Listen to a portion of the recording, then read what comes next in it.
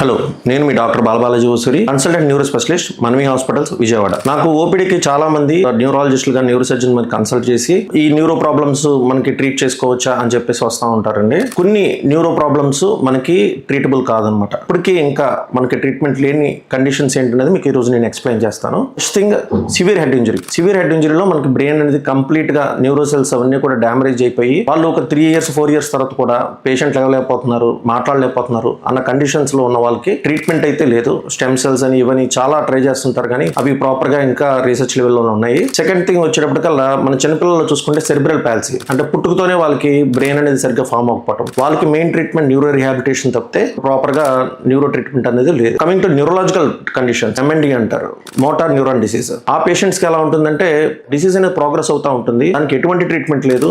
Patient అనేది gradual గా కాలు చేతులు పడిపోతూ ఈవెన్ శ్వాస తీసుకోవడానికి కూడా ఇబ్బంది పడతా ఉంటారు, మింగుడు పడక ఇవన్నీ కూడా. మనకి పార్కిన్సన్స్ లో 2 types ఆఫ్ పార్కిన్సన్స్ ఉంటాయి, Parkinson's disease and atypical Parkinson's. మామూలుగా పార్కిన్సన్స్ డిసీజ్ కి అయితే మనం మెడిసిన్స్ వాడుకుంటా ఉంటే కంప్లీట్ గా క్యూర్ అనేది ఉండదు. ఇప్పుడు రీసెంట్ గా పార్కిన్సన్స్ డిసీజ్ కి డిబిఎస్ అండ్ సర్జరీస్ కూడా మేము చేస్తా ఉన్నాము. ఎటిపికల్ పార్కిన్సన్స్ అంటే అది ప్రోగ్రెసివ్ సూప్రాన్యూక్ పాలసీ అంటారండి. దీనికైతే మనకి ఎటువంటి ట్రీట్మెంట్ లేదు. ఈ న్యూరో ప్రాబ్లమ్స్ అనే వాటికి మనకి ఇప్పుడైతే ప్రాపర్ గా ట్రీట్మెంట్ లేదు. ఈ కండిషన్స్ ఉన్న వాళ్ళు ఎంత మనీ స్పెండ్ చేసినా కూడా ట్రీట్మెంట్ అంటూ ప్రస్తుతానికి అయితే శాశ్వతంగా లేదు.